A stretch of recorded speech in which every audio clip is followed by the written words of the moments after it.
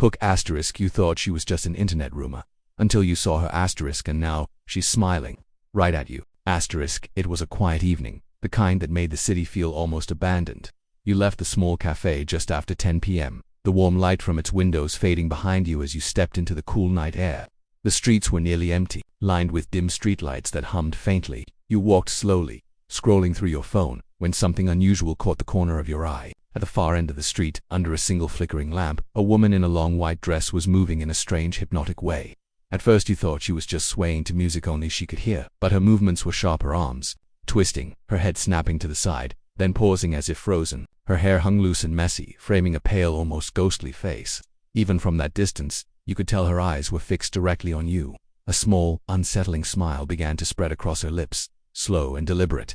Your skin prickled, but you couldn't look away.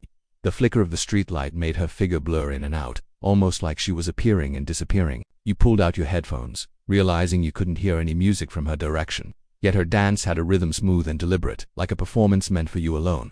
A cold breeze blew past, carrying with it a faint metallic, the scent that made you swallow hard. Something deep inside told you to turn around and leave, but you didn't. You just stood there watching her strange dance, until her head tilted at an unnatural angle and that smile grew wider, as if she somehow knew you wouldn't be able to walk away. Harassment. The hot air pressed down on Tanya as the two officers lingered like they had nowhere better to be. The tall one still holding her license between two fingers as if it might bite him. He walked a slow circle around, her car leaning in to peek through the back window, while his partner stayed close enough to block her path to the gas station door. Nice car, the stocky one said, his voice dripping with a mocking tone. Bet you don't see many of these out here. Tanya glanced at him, refusing to take the bait. It gets me where I need to go. The tall one chuckled low. Yeah, like straight out of the city. Let me guess, couldn't make it there, so you came here. His partner laughed as if it were the funniest thing he'd heard all week. Tanya kept her hands resting loosely at her sides, the gas pump still hooked into her tank, the numbers ticking upward. I came here for work, she said simply, her words clean and unshaken. Administrative, right? What kind of administrative needs someone like you? The stocky one pressed, stepping into her space just enough that Tanya caught the faint smell of coffee and stale gum on his breath. She took half a step back, not because she was afraid, but because she wasn't about to let him think he could stand over her personal matter, she said, offering no more. The tall one finally handed her license back, but not before holding it just long enough to make her reach for it. His grin sharp and smug. You might want to get used to folks asking questions here. Small towns notice. Outsiders. He let the word hang in the air like an accusation. Tanya slid her license back into her purse, her movements slow and deliberate, while both men kept watching her as if daring her to say something they could use against her. Behind them, a family got into their SUV, the father glancing briefly at the scene before looking away, clearly deciding this wasn't his problem. Tanya felt a heat rising not from the sun, but from the knowledge that these two had no idea they were digging their own hole. She kept her tone even, almost pleasant. I'm sure I'll adapt. The tall officer leaned on the roof of her car, his fingertips drumming a lazy rhythm.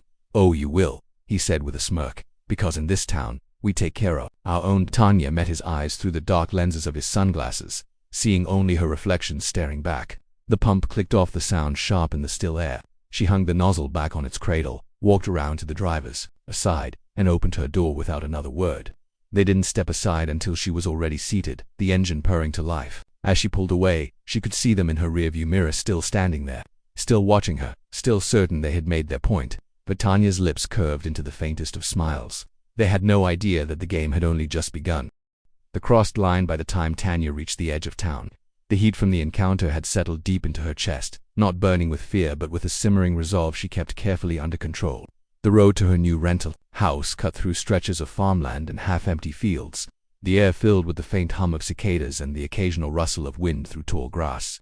She was thinking about unpacking, about the mountain of boxes still stacked in her living room, when she spotted the same black and white patrol car in her rearview mirror. Her grip on the steering wheel tightened, but she didn't speed up, didn't give them any reason. The car stayed behind her for 3 long miles, finally pulling up alongside her at a stop sign. The passenger window rolled down, and there was the stocky officer from earlier, leaning out with that same smirk. Evening drive, he called, his voice carrying over the quiet.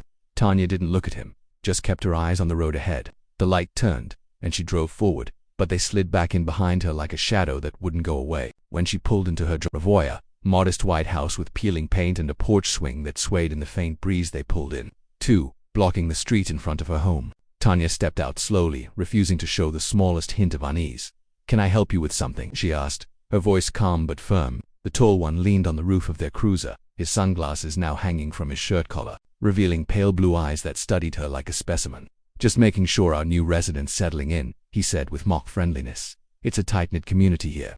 We like to keep an eye on things," the stocky one added, "especially folks who stand out." Tanya held his gaze, her expression unreadable, then walked toward her porch without another word. That's when she felt it, his hand, a quick tap on her shoulder. Not aggressive, but deliberate, a reminder that they thought they could invade her space whenever they pleased. She stopped mid-step, her back still to them, and for a long moment the air seemed to still. Then she turned, her eyes locking on his, a quiet steel in her voice. "I'm sure you have more important things to do than follow me home." The stocky one smirked again, but there was a flicker, just the faintest of uncertainty in his eyes. The tall officer straightened up, clearing his throat as if to shift the moment back in his favor.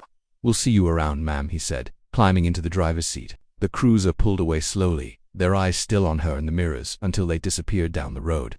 Tanya stood there a moment longer, the breeze lifting a strand of hair from her face. She knew the rules of power they were trying to establish theirs, but soon she would flip the script, and when she did, they'd remember this night for the rest of their careers.